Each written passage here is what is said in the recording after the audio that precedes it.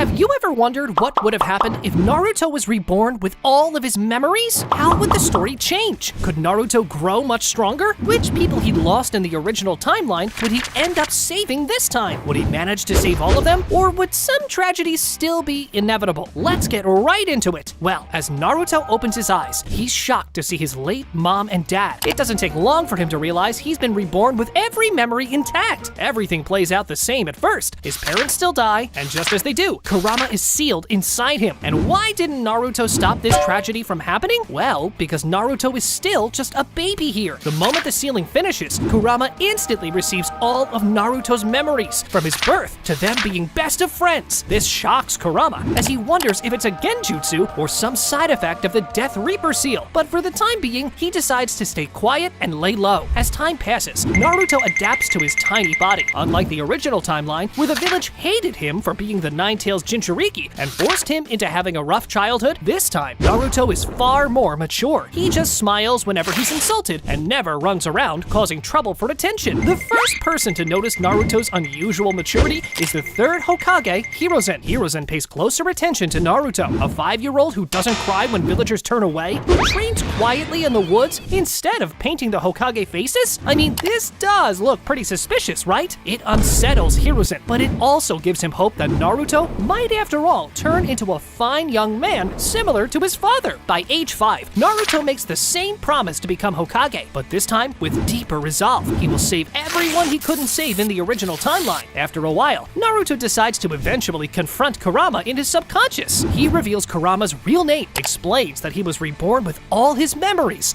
and says he's from the future. Kurama doesn't trust him at first and stays hostile, but over the years, their conversations slowly build understanding, as Kurama understands that Naruto had no way of knowing all these things otherwise. This is indeed happening. Naruto is reborn with his memories. Over time, they become genuine friends, something that never happened in the original timeline up until the very end of the series. So with that being said, would Naruto unseal Kurama like it happened in the ending stages of the original story? Not quite, for the simple reason that the village is not yet ready for this. Naruto is still supposedly just a child, so unsealing the Nine-Tails would be a serious security concern to the village. After all, they do not understand the special situation Naruto is in right now. By age 10, Naruto has secretly mastered the Shadow Clone Jutsu and the Rasengan. In the original timeline, he failed the graduation exam 3 times because his chakra control was terrible. But knowing that passing on the first try would mess with his team placement, Naruto deliberately pretends to fail. Everything rolls along like before up until the Mizuki incident. Mizuki tries the same trick, convincing Naruto to steal the Forbidden Scroll, but this time, Naruto sees right through it. He doesn't steal anything. Instead, he heads to the meetup spot, defeats Mizuki single-handedly without needing Iruka's help, passes the exam, and ends up on Team 7. Iruka still finds him there, scarred and exhausted from the fight. And well, let's just say that his eyes widen at the maturity in Naruto's gaze when he explains he never took the scroll. That night marks the beginning of a real bond between teacher and student. Iruka is again one of the few adults Naruto trusts completely in this timeline as well. Thanks to his memories from his past life, Naruto's relationships with the team are completely different. Instead of turning into a hopeless Sakura simp like the original Naruto, he treats Sakura like a little sister with zero romantic feelings, which makes a whole lot of sense, since we don't want the FBI getting involved in this either. FBI, open up!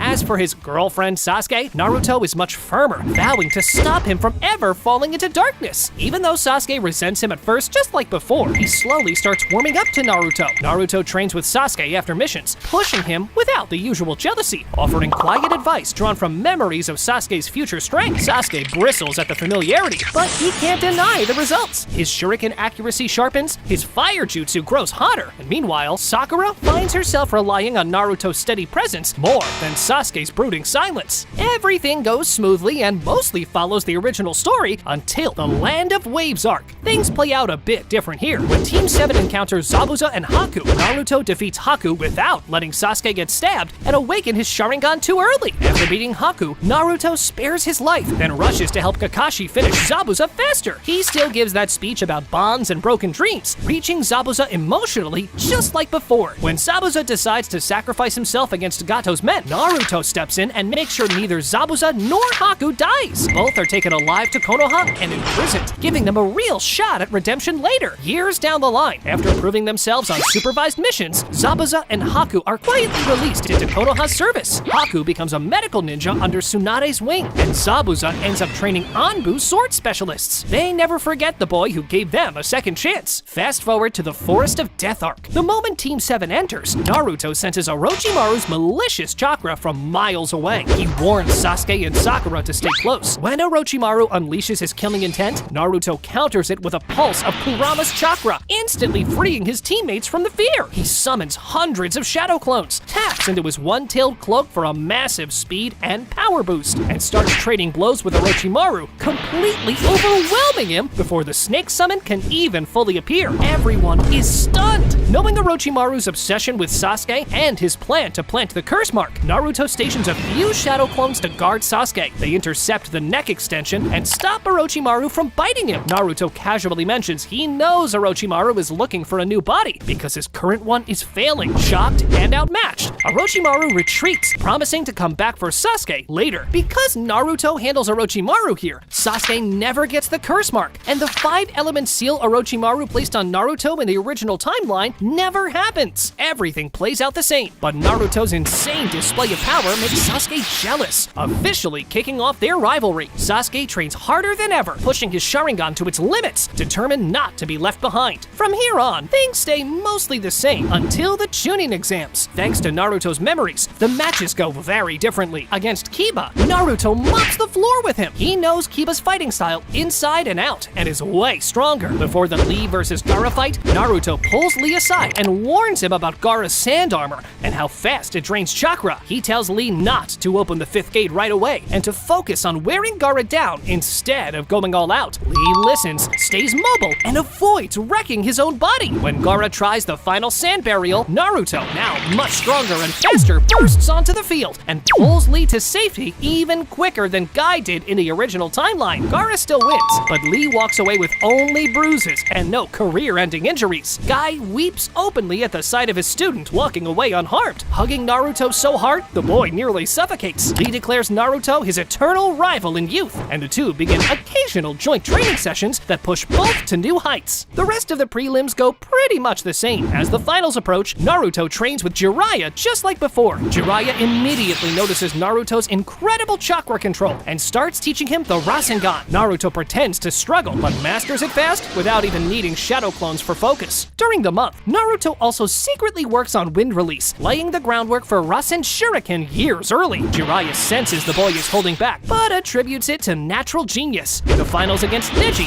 Naruto hides his full strength. Using superior taijutsu from years of future battle experience, he dodges the gentle fist, drags the fight out for drama, then overpowers Neji cleanly without showing the Rasengan or mass shadow clones, shocking the entire crowd. He still gives the same speech about fate, successfully breaking through Neji's beliefs. Neji bows deeply after the match, tears in his eyes. The Hyuga clan begins to shift. Hinata finds her voice earlier, and the branch family seal becomes a topic of open discussion. Just like before, Sasuke is set to fight Gaara. While the battle rages, Naruto, thanks to his memories, knows the Kazekage sitting next to Hiruzen is Orochimaru in disguise. He storms the Kage box and publicly calls Orochimaru out, forcing the snake to drop the disguise early and robbing him of the element of surprise. When the Sound Four try to raise the 4 Violet Flames barrier to isolate Hiruzen, Naruto blitzes the roof and knocks out one of them before the barrier can form. No isolation box, and with Anbu, Kakashi, Guy, and Naruto backing Hiruzen up, Orochimaru is overwhelmed.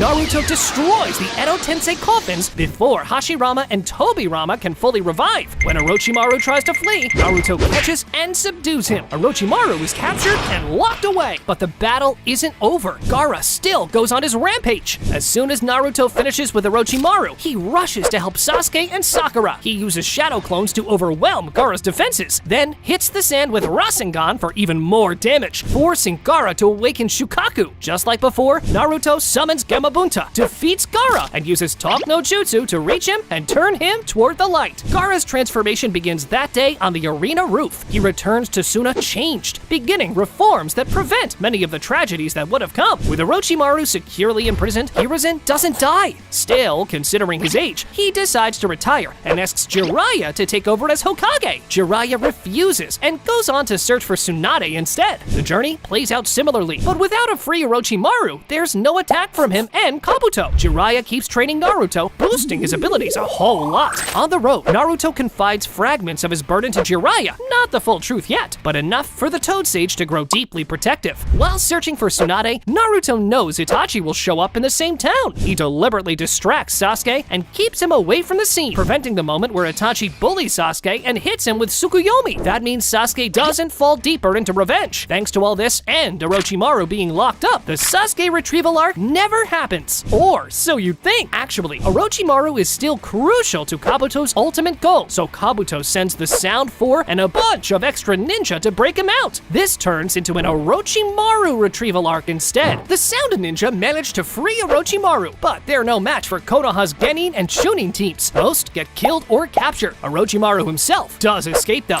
Everything else moves forward like the original story, but since there's no Sasuke retrieval or Valley of the End fight, those arcs never happen. The 3-year time skip begins instead. Naruto travels with Jiraiya and makes massive progress. His bond with Kurama grows tremendously, letting Jiraiya teach him Sage Mode, which Naruto masters in weeks. He even learns Rasen Shuriken and perfects it, pushing his abilities even further. Sasuke, meanwhile, trains under Kakashi the whole time. He unlocks his 3 Tomoe Sharingan and becomes stronger than he ever was in the original timeline, thanks to Kakashi's guidance. Kakashi pushes Sasuke hard, teaching him Chidori variants and lightning manipulation far beyond canon. Sasuke grows powerful, but without the curse mark's corruption, his growth is steady and controlled. Even though everything seems to be going smoothly, memories of his past and Itachi's massacre keep flooding Sasuke's mind. Eventually, he leaves the village on an unsanctioned mission to kill Itachi. When Naruto returns to the village and learns Sasuke is gone, he immediately blames himself for letting Sasuke walk the same path of revenge all over again. Out on his own, Sasuke encounters Orochimaru, who offers him a huge power boost to take down Itachi. Sasuke doesn't trust the snake, but he knows he needs to be at his absolute best to face his brother, so he accepts it. Orochimaru places the curse mark on Sasuke just like in the original timeline, still planning to take the body later. Even though Naruto desperately wants to chase after Sasuke, he can't. Remember, this is exactly the time when Akatsuki start moving to capture the tailed beasts. Naruto decides to leave Sasuke alone for now. He'll deal with his best friend later. Another big thing to note here is this. Because Naruto is so focused on saving the other Jinchuriki, he never runs into Itachi like he did in the original timeline. That's gonna have massive ripple effects. You'll see why soon. Naruto dives straight into action to save the Jinchuriki. He goes into his subconscious and asks Kurama for help. Seeing Naruto's genuine desire to protect the tailed beasts finally pushes Kurama's trust over the edge. Kurama tells him the locations of every single one. Thanks to that, Naruto taps into the tailed beast telepathy network, just like he did during the 4th Great Ninja War, and contacts Jinchuriki like Killer Bee, Yugito Ni, and Roshi. He warns them about Akatsuki years before the real hunting even starts. He urges them to gather up and go into hiding, starving the ghetto statue of the chakra it needs. At first, they don't trust him. Who would trust some random kid claiming to know the future? But since Naruto has all his memories, he knows their names, their beasts' names, and personal details. When he meets the Four-Tailed Son Goku, he greets him like an old friend. Slowly but surely, he earns their trust. When it comes to the Mist Village, Naruto knows the 4th Mizukage Yagura is under Obito's Genjutsu. With Kurama's help dispelling illusions, Naruto frees Yagura super early, saves Isobu, the Three Tails, and ends the bloody Mist era before it fully spirals, saves countless lives, and gains another solid tailed beast ally. At this point, Naruto has saved every single tailed beast, making the allied forces way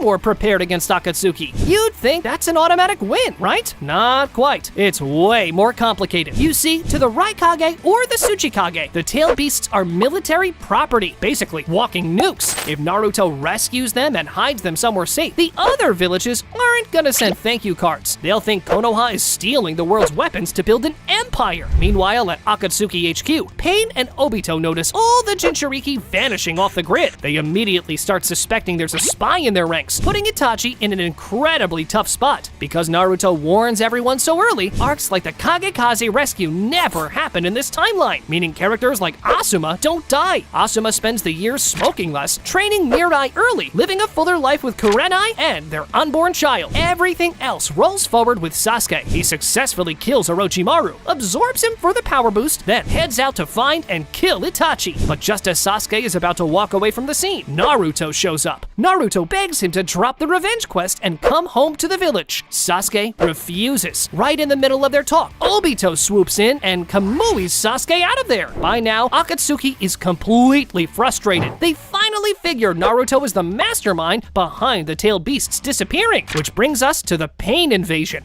Except it happens way earlier. Every single Akatsuki member is sent to eliminate and capture Naruto. They figure if they grab him and Kurama, the other beasts will follow. The attack is brutal, but thanks to Jiraiya and Asuma still being alive in this timeline, they jump in and help big time. Naruto mastered Sage Mode way earlier, so he's way more useful in the fight. Still, the sheer number of Akatsuki members is overwhelming. Seeing no other choice, Naruto asks Kurama for full cooperation. He unlocks the seal and runs straight into Minato's chakra remnant. They have a quick heart-to-heart. Naruto spills the truth about being reborn with his memories. Minato smiles, tells him he 100% believes in him and trusts his judgment, then fades. Kurama is fully released, and Naruto instantly unlocks Kyuubi chakra mode. Naruto floods the village with hundreds of KCM clones to protect everyone. With that insane backup, Jiraiya, Kakashi, and the others manage to neutralize members like Sasori, Deidara, Hidan, and even Kakuzu. After taking down the grunts, Naruto handles the 6 paths of pain himself, then rushes to Nagato's hidden location. There, he shows Nagato a real alternative to the cycle of hatred, reminding him of his original dream of peace through understanding, not more pain. Just like before, Naruto's Talk no Jutsu cracks Nagato's ideology. Nagato decides to call off the attack, but right then, Obito steps in, Kamui's Nagato away, and, disgusted that Nagato wavered, kills him to take the Rinnegan for himself. Even though the village is in shambles, key characters who died or got crippled in the original, like Hinata's branch family issues, Shizune, Jiraiya, and Kakashi are all alive and mostly fine here. The other villages are furious about Naruto hoarding the Jinchuriki, but Naruto assures them everyone is safe and shares the locations to calm things down. And here, well, everything else lines up. Sasuke crashes the 5 Kage summit, Obito declares the 4th Great Ninja War and demands the remaining tailed beasts, not knowing they're already hidden, then grabs Sasuke and dips. Just like before, Sasuke kills Danzo, and as he's leaving, Naruto confronts him again. Sasuke tells him to get out of the way, but Naruto refuses. They clash just like old times, but this time Naruto completely overwhelms him. He tries Talk no Jutsu again, begging Sasuke to drop the hatred and come home. Sasuke still says no. Once more, Obito shows up to save the day and warps Sasuke away. As Obito is about to vanish, Naruto calls him by his real name, shocking him before he disappears. Afterward, Naruto keeps the full truth about Obito to himself at first. He doesn't want to draw suspicion, but Jiraiya picks up on it. Yep, the old perv acts like a goof most of the time, but he's scary sharp. In Boruto, he instantly noticed that Boruto and Sasuke were from the future, so no surprise he figures out Naruto's been reborn with memories. He confronts Naruto, who spills everything, how he died, Obito's real plan with infinite Tsukuyomi, and that Kaguya is literally a god waiting to be revived. Hearing it all, Jiraiya spreads the info to the other villages, getting everyone way better prepared for the war. An important thing to point out here, Obito still doesn't have a single tailed beast sealed. 0! But just like in the original, he links up with Kabuto, who goes all in on Edo Tensei, bringing back absolute monsters like Madara, Nagato, and a bunch of other legendary shinobi. The problem? Because Itachi never gets that final meeting with Naruto in this timeline, the crow with Shisui's eye never gets planted. That means there's no failsafe genjutsu to break Kabuto's control later. Another massive butterfly effect is Itachi never gets the chance to break through to Sasuke at the end. No heartfelt revelation, no redemption talk, no Sasuke turning back to the light.